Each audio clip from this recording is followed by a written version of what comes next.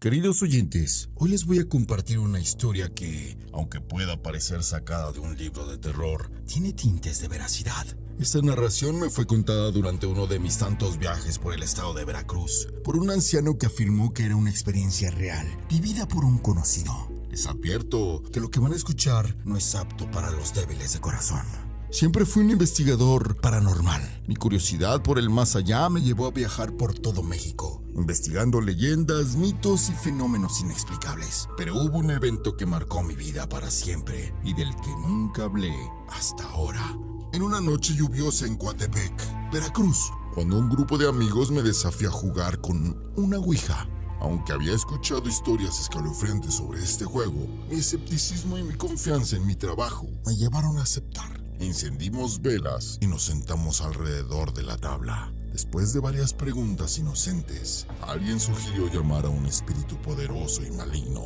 A pesar de mis advertencias, lo hicimos. Las velas comenzaron a parpadear, el viento sopló con fuerza y la tabla se movió violentamente. El puntero se deslizaba por sí solo. La sombra que se formó tras la ventana no era cualquier sombra, era densa, casi tangible, y sus ojos llameantes brillaban con un odio que nunca había visto antes. No había pupila ni esclerótica, solo dos llamas brillantes que ardían con una furia salvaje.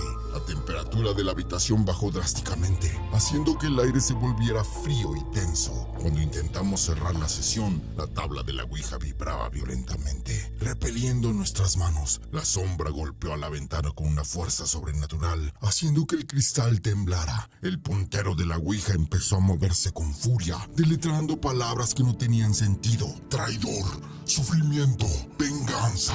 No sabíamos a qué se refería, pero el miedo nos paralizó. Una noche, después de aquella sesión fallida, el tormento comenzó. Esa misma noche escuché susurros. No eran claros al principio, pero con el tiempo las palabras se volvieron nítidas. Te encontré, decían. Al día siguiente, mi mejor amigo Juan me llamó aterrado. Había despertado con marcas en su cuerpo, como si alguien lo hubiera agarrado con fuerza mientras dormía. Otro amigo, Roberto, contó que objetos en su casa se movían solos y que había una sensación constante de estar siendo observado. Día tras día, el acoso empeoró. Las luces de mi casa parpadeaban sin razón. Las puertas se cerraban solas y el frío era insoportable. Una tarde, al regresar a casa, encontré el retrato de mi familia en el suelo, con los rostros tachados. Los susurros se volvieron más constantes, más amenazantes. Mis amigos comenzaron a alejarse asustados. No podían soportar la idea de ser perseguidos por un espíritu vengativo. En total, 5 de mis más cercanos amigos se distanciaron, dejándome enfrentar solo a esta entidad. La primera vez que intentamos llevar a cabo un ritual, las cosas no salieron como esperábamos. Las velas que habíamos dispuesto en el círculo alrededor de la habitación súbitamente se apagaron una a una, como si una ráfaga de viento invisible les hubiera soplado. El exorcista, un anciano de cabellos grises llamado Don Manuel, comenzó a recitar las antiguas palabras en latín, pero su voz era ahogada por risas bajas y burlonas que retumbaban en toda la habitación. Al finalizar la primera sesión, creímos que había sido exitosa, hasta que mi teléfono sonó.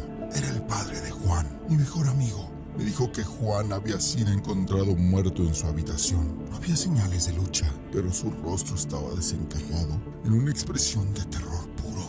Aquello fue solo el comienzo. El segundo ritual fue aún más aterrador. Mientras Don Manuel rezaba, el aire se llenó de un olor a azufre y las paredes parecían palpitar, como si estuvieran vivas. La voz de la entidad ahora se burlaba de nosotros, mencionando detalles personales de nuestras vidas y riéndose de nuestro esfuerzo por detenerla. Cuando creíamos que todo había terminado, mi teléfono volvió a sonar. Esta vez era el hermano de Roberto. Lo habían encontrado en el bosque detrás de su casa, colgado de un árbol. Las autoridades dijeron que fue un suicidio, pero yo sabía que no era cierto. Después de 2 fracasos devastadores, Don Manuel ya estaba al borde de la desesperación. Habíamos perdido a 2 amigos y la entidad parecía fortalecerse con cada intento fallido. Creo que esta entidad es más poderosa de lo que pensábamos, me dijo Don Manuel una noche con su voz temblorosa y cansada. Cada vez que tratamos de expulsarla, se alimenta de nuestro miedo y se vuelve más fuerte. Temo que no podamos con ella. Los días en mi trabajo eran un tormento. Saltaba la más mínima sombra o ruido. Las horas se me hacían eternas, siempre temiendo que algo saltara de alguna esquina. Cada vez que sonaba el teléfono, mi corazón se paralizaba, esperando que fuese la noticia de otro amigo fallecido. El tercero y el último ritual fue nuestra última esperanza. Don Manuel trajo consigo reliquias sagradas y agua bendita de una iglesia lejana, conocida por tener propiedades especiales contra los espíritus más oscuros. Con determinación, comenzamos el ritual. La lucha fue desgarradora. La entidad gritaba, burlándose de nosotros, diciendo que nuestros esfuerzos eran en vano. Las velas se movían como si hubiera un tornado dentro de la habitación. Pero después de lo que parecieron horas de intensa batalla, el silencio se apoderó del lugar. Exhaustos, pero esperanzados, creímos que finalmente habíamos ganado. Pero poco después, mi teléfono sonó una vez más. Esta vez era el primo de Ricardo, el último de mis amigos que había jugado a la ouija conmigo. Había sido atropellado por un coche fuera de control mientras cruzaba la calle. La entidad había cobrado su última víctima. El tormento no había terminado. Los días y las noches se volvían indistinguibles entre sí, plagados de visiones horribles y manifestaciones paranormales. Cada vez que intentaba salir de mi hogar, veía figuras deformes en la periferia de mi visión. Figuras humanoides con pieles pálidas y arrugadas, ojos negros y vacíos, y sonrisas torcidas, llenas de dientes agudos como cuchillos. Estos seres acechaban desde el otro lado de la calle, entre los coches y en los oscuros rincones de los callejones. En más de una ocasión, dejé caer mis pertenencias del puro terror al verlos y huí a casa.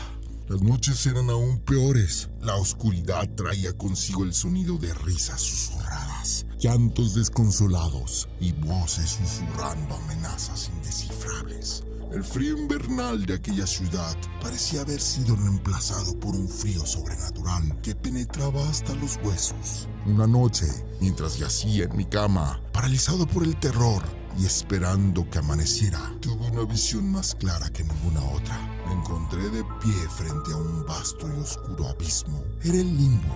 En él vi seres que desafiaban toda descripción. Algunos parecían flotar, etéreos, mientras a otros arrastraban cadenas y emitían gemidos de dolor.